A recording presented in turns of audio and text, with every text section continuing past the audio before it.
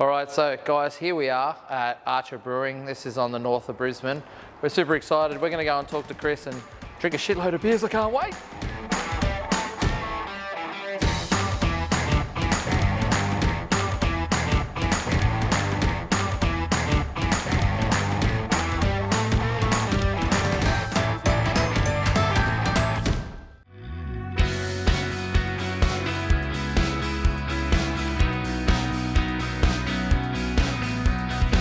All right, well, here we are. We're at Archer Brewing in, is it Newmarket?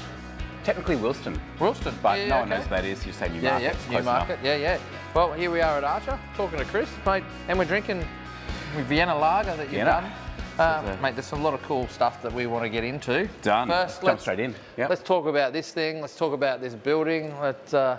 Yeah, it's a pretty unique building. The moment you look up, you're just like, wow, this place is just insane. Yeah. So yeah, apparently it's an old World War II igloo. Yep. So there's two of them put together. An old farmer that was here bought them off the army when they left, built them in, used to collect stray animals from Newmarket markets, sell them back to them. From then it's been like a paint shop, a jet ski warehouse, and lastly Lifeline, which is obviously secondhand goods and bit of stories with that. Yeah. But yeah, it just looks amazing. Like the moment you walk in those front doors, just like this place is meant to have a brewery in it. Mm. Tell us about your kit. So brew kit, so 10 hectolitre, obviously all China stainless steel. Yep. Pretty cool. It's only a 2-vessel system.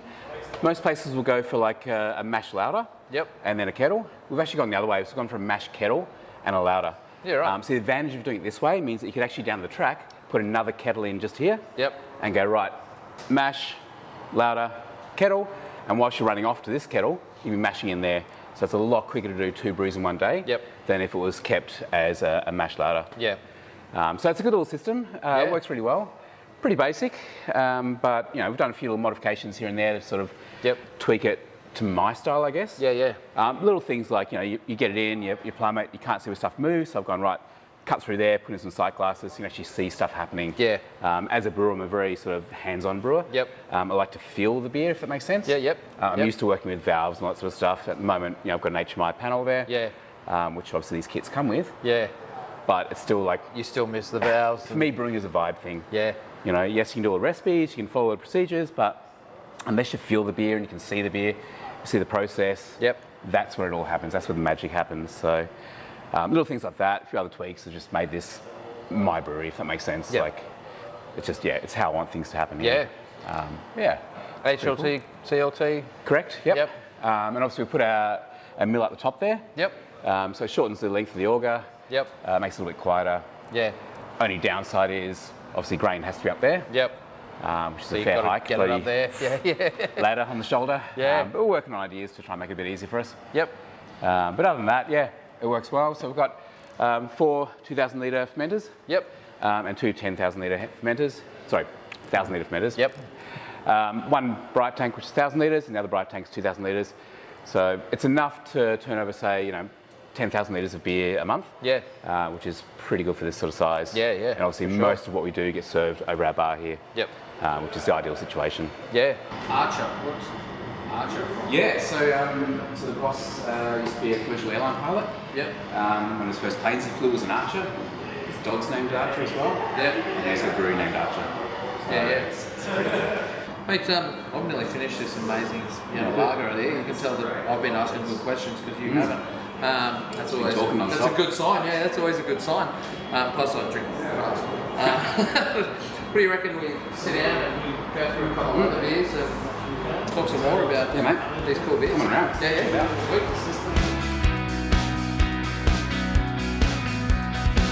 So, what do you got here? We've got a whole heap of beers down over here. So this is our specialty section. Yep. We've got core range. With more down there as well. Yep. Now, I heard you saying you didn't really do the cider thing. Yeah. So guess what we're starting with? Having a cider. Cider. So our cider, I literally send the boss down to Stanthorpe. Yep. He sends me photos of the big tubs of apples. We choose which tubs we're going to get. Yep. Getting them crushed, straight back, straight in tank. It's got nothing but apples. No sugars, no concentrates.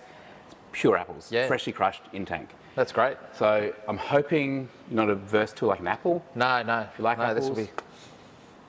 Oh, it even smells like full apples. Apple-y. Yeah. Well, that's quite nice. Yeah? Yeah. It's like it's sweet, but it's not. Yeah. You've got a half dry finish. It's a little bit of Granny Smith just sneaks it in the back, gives you a bit of tartness. But yeah, that's good. Pure apples. That's excellent. So obviously a more expensive product to make. Yeah. But people love it. They love it, and they always have exactly the same reaction. They're always like, "Oh, it tastes like apples." Yeah. It doesn't taste like stupidly sweet like a lot of them. Yeah, and it also doesn't have that almost like stripped out flavour. Yes. It's like there's a whole flavour there rather than just a little bit of something missing. Yes, exactly. You know what I mean? Like, yeah, and honestly, I've tried that across everything I make. I want balance in the palate. I don't want like massive hops up front and then big bitterness and like a thin palate. I want the whole journey in your mouth. It's got to be that experience that makes you go, you know what? Yeah, all right, I'll get another one of those. Yeah. So again, all Australian ingredients. That is an actual brewed ginger beer. Yep. So not like a ethanol added to concentrate based thing. It is actually brewed. It is a beer. Cool. We use malt, hops, a whole lot in it. And I love ginger beers when they're done like that. I think it's great. It should be. They should be natural. They should be brewed. We spent a long time getting this right, and we're pretty happy with it. Oh, that's good. It's got that. It does have that real ginger earthiness. To it too. It's not too. Well, it's not sweet at all. Yeah, exactly. It's just soft, smashable. You could drink it like a soft drink if you want. Yeah. This is our mid lager. Oh, so, nice. I guess the quintessential Queensland beer, 3.5% mid lager. Yep. Mate, this looks pretty clear. Like, do you filter or do you just use biofine? So you've got a filter? I'm a big fan of filtering. Yep. I know a lot of like traditionalists go, no, don't filter. But honestly, if you can get that consistent result, it's like the McDonald's effect, right? Yep. So every single time you have one, it's the same. It's not like, oh, look, I'm getting a pint of mid lager today. Next day, oh, it's slightly hazy. Yeah, it might be the end of the keg. Yep. It's like, no, every single pint has to be the same. Yeah. Because people come to expect that. It's like every time they open up a 4X Gold, it's the same. So it's a completely smashable beer, clean, crisp, looks the same. Yeah, that tastes great. It's good. You can tell it's a mid lager too because it's not that like super punchy with flavour. Yes. And ABV, it's just exactly where it is, super easy drinking. Yeah. Easy to go. And like for me, it was one of those challenging things because as a brewer from Victoria, every lager is usually, 4.8 to 5%. That's completely normal. Up here, it seems like every lager seems to be lower. Yep. And it was kind of hard to go, right, okay, let's make everything mid-strength. But I can see why now. Yeah. It's hot, you just want to smash them. That's the way to go. Yeah. Next up, this is our rice lager. Super light. The sort of beer that you would smash 10 cans at the beach. How light is that? Not even know about it.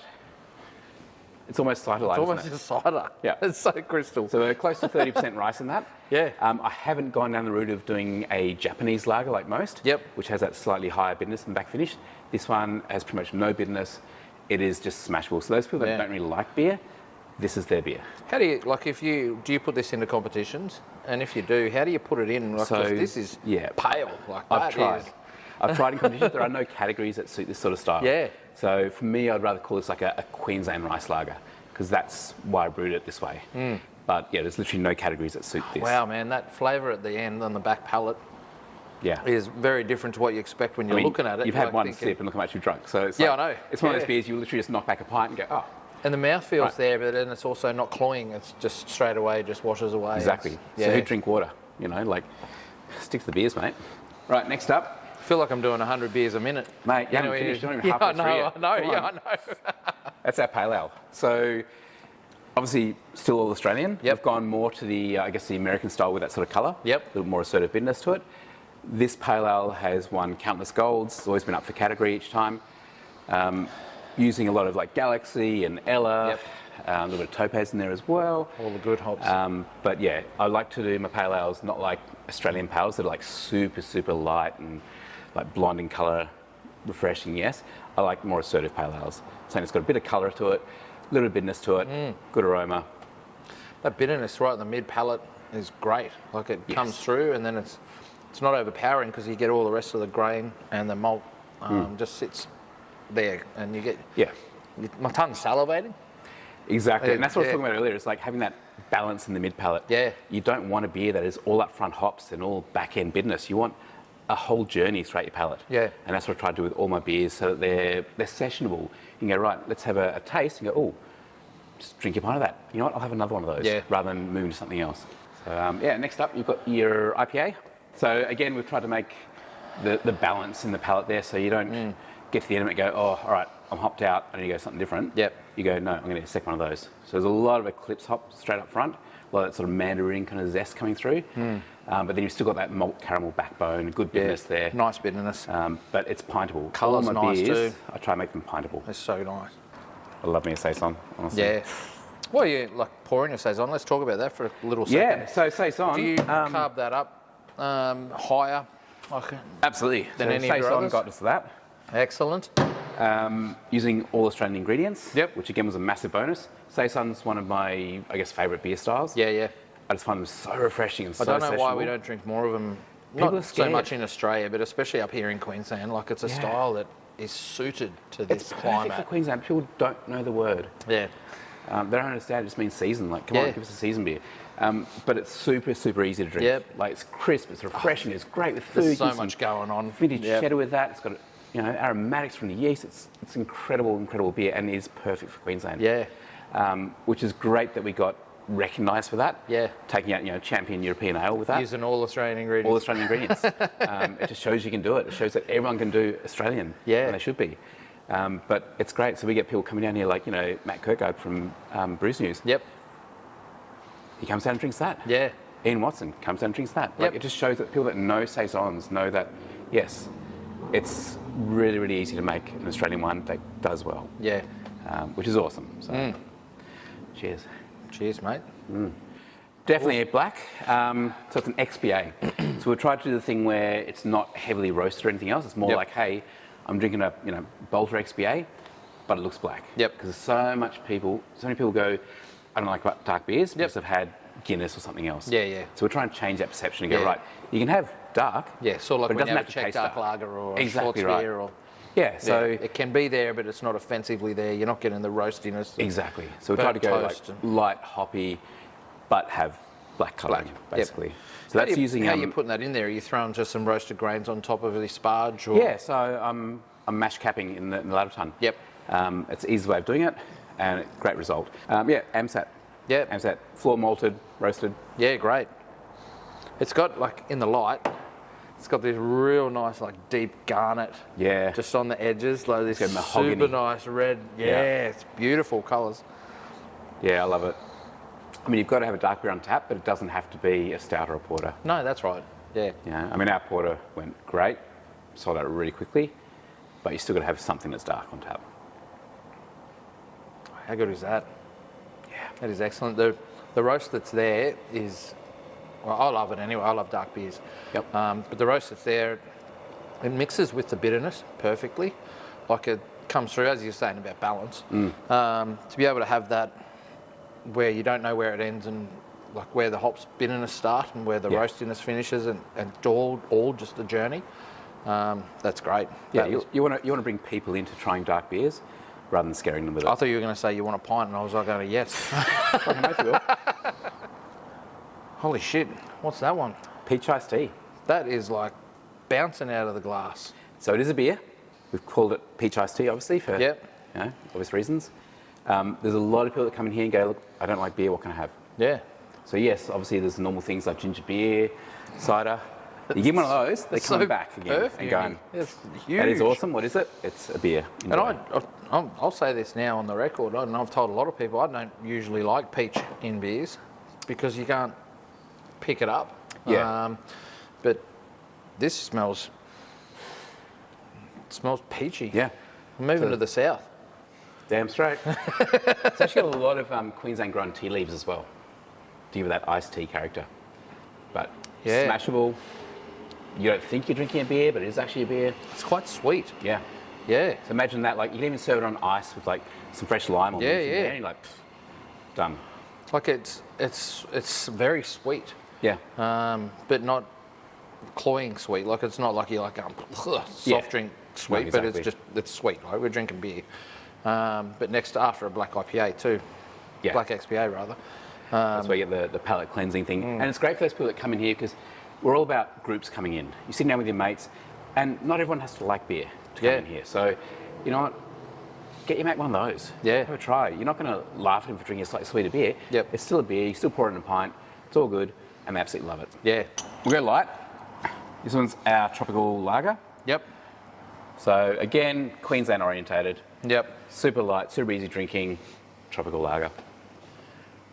What's your favourite beer to brew, and why? Like, is it the challenge of trying to use all these Australian ingredients and bend them to your will of what you want to do, or is it, like we had your Vienna lager first, and that's a cracking style, but using all Australian ingredients can be difficult to do that as well. Like, exactly. Do you love that challenge side of it, or is it sometimes a head scratcher and you've gone through a few for the pilot batch and you're like, I'm not there, like I can't get it, but I don't know how to fill that gap, or I don't know how to switch that lever. Yeah, to get the right. As much as I complain about it to my boss, who's probably listening right now, yes, it's an absolute pain to use all Australian ingredients, but to be able to produce a result with all Australian ingredients, it's like, yes. So that Vienna lager for me is like beautiful. So there's no reason I needed to use we any got there, we succeeded. But for me, the ones that I really enjoy brewing, things like obviously Saison, I love that beer. Yep. All my small batches I absolutely love. Wet and Wooded, which we're about to have now. That for me is something I really look forward to. Yeah. Using freshly local harvested hops. Yep. Aging on wood. Yep. And it's just from the nice. Hilltop hops. From Hilltop Hops out of Cleveland now. Shout out, guys. Andrew, Steve. So it's one of those sort of beers that you go like, okay, let's use freshly harvested hops back here within like an hour. Yeah. Put it into it. A lot of places will use freshly harvested hops, but then accentuate with pellets. Yeah. We don't. We just use pure fresh hops. Yep. But then I'm aging it on wood. Yeah. So to get a result where people go like, oh, wow, that's amazing. And honestly, everyone that comes in, they try that and go like, yes, that's my beer. Yep. Whether they're after a stout or a big XBA, whatever, they try that and go, yes, that's what I'm going to stick to. I don't usually like lagers, but I'm having that. So for me, being able to use the all Australian thing and turn around and go, right, now I want to age it on wood. You find me an Australian wood barrel. Yeah. Doesn't happen. So again, I've got to look at locally sourced woods, which, why isn't everyone? Yeah. So last year was aged on macadamia wood. Yep. This year, lychee wood. Yeah, okay. So I literally get wood chunks, I strip the bark off, I roast them in the kitchen, put them in the tank. Yeah. So have a try of it. I know, for example, like Citra is a US product, but if, for example, Andrew got the rights and was able to grow it out there, is that the sort of thing? Does that work? Like, does that make it Australian because he's imported it and grown it and able to? Oh, you think about most beer yeasts, they didn't originate right here. Yeah, exactly. Yeah, so yes, as long as it's manufactured in Australia, then we can grab it. Yeah. So yes, if we get Citra, incredible. Yeah. Obviously, freshly, whole hops. Yep. It's going to be different to pellets. Yep. Absolutely. But if we can get it, and the closer we can get it to the brewery, the better. If I can find like a local yeast that was literally around the corner, I'd be using that. Yeah, yeah. Yeah, so lychee wood. So literally just big chunks of lychee wood. Yep. Roasted to crack point. Yep. Chucked in. Yeah, right. So I can't use barrels. So. Yeah. And do you put them in at this size chunks, or do you break them down further and get more surface area at them? Yeah, that way I can still get them out again. Yep. But and just give it time in tank as well to really get the flavour coming through. Yeah. But it's great. It's one of those sort of things as well that people go, oh, you can't use wood. Yeah. Can't use French oak, can't use American oak barrels. But hey, look, we've got stuff here. We can use different woods. This is Sunshine Coast lychee. Yep. So it's local, it's fresh, Yep. Hang on. Oh, what are we missing? I don't think I've had any of these. No. We haven't tried the Saison, so you know what? No, you got one. We were talking about it. I had one. Yeah, I had one. So, gold medal winning, champion. The thing that's always what I enjoy with saisons is what the yeast throw off, that like lemon and pepper. Yes. Like that for me, I love that. Is the saison perfection. Like I love it when it throws those sort of things. Exactly. It I did a strawberry and black pepper saison, and I didn't know how much black pepper to use because you knew that your yeast was going to pick that up, and so that's that beautiful thing about brewing, right? You're like going, just got to try it once and see where we're at, and then adjust as you go. And way too much pepper. No, it's got to be yeast driven. Yeah. But it was, it's for me that the pepper is exactly what you want, and that's that hallmark of a saison for me. And that's why I love how you have plain saison. I want it's got too much other fruits or other things in there that can disguise it. I want just a clean, real saison that it's all about the yeast. Okay, so let's go for our Weizenbock. Cool. Go up in ABVs, all right? Yep, cool. So 7.4%. So it's a high ABV, almost like a Dunkelweizen. Yep. So typical German, obviously all Australian still. Yep. 7.4%. Pintable, hopefully. Yep. So it's going to pull you up here, sorry man. It does say German wheat beer. Yep. It just says that's the style. Yes. Like, do you find, like, you're a brewer from other breweries, right? Yep. It's not like this is the only brewery you've ever worked in, right? So you've used German wheat malt before. Yep. How do you find that the Australian wheat compares? Like, is it similar to work with? Very, very similar. Yep. The biggest thing is obviously lower carbon footprint. Yep. So we get a lot of the same sort of products here, which is great. There are some that are still working on different malts, but it's still, it's good to use local if you can. Works in the same sort of way. Yep. Yep. This tastes great. It's got this real nice finish at the end. Yep. It's that, like, it's a little sweetness, and there's this like multi-play. There's a whole bunch of stuff going on. Yeah. So for 7.4%, you could drink a pint of it. And we've got Oktoberfest coming up next week, so Steins. We're doing Steins. Don't worry. It's our Doppelbock. So the old meal in the glass. Again, beautiful colour. Yep. Everything just works. And I love a Doppelbock. Like, a lot of people don't. They get scared of the colour in beer, and I think the same was what you were saying before. I think it's like the Guinness effect. People just think colour in beer, and they just see dark, and they just think Guinness straight away. And I love Guinness. Yeah, absolutely. But I also love dark beers. But I also, you're trying to explain to people, dark beer doesn't always necessarily mean you're going to get all these big, roasty, dark sort of flavours. No, like, there's so many other things that you can get. Colour is just a style paradigm that we've pushed this beer to. Oh, that's why I love doing brewery tours with people, because, like, to make a darker beer, using this much dark grain as opposed to this much normal grain. So it's not much to give it colour. Yeah. It's not like you're going all full roasted grains in there. Yep. Yeah. And you need that colour as well, I think, too, because, like, traditionally a lot of these beers are drunk in colder regions and sort of stuff. And for me, it's sort of, people like also have that, you need the darker beers in winter. Well, no, that's not how it works. I'll drink a dark stout or anything in the middle of summer. I love them. Yeah. But yeah, this is. It's a bit too easy to drink though. It smells amazing. Not bad for an 8%er. Mate, thanks so much for having us and letting us try all these beers. It's been, obviously for me, this has been a better experience than it has been for Joel. Mate, happy Monday. Yeah, this is awesome. Mate, thank you so much. This has been an absolute pleasure. Welcome anytime. Yeah, thanks, man. I can't believe it's taken us so long to get up here. Mate, I'll see you next weekend. Yeah, I'll be here. Done.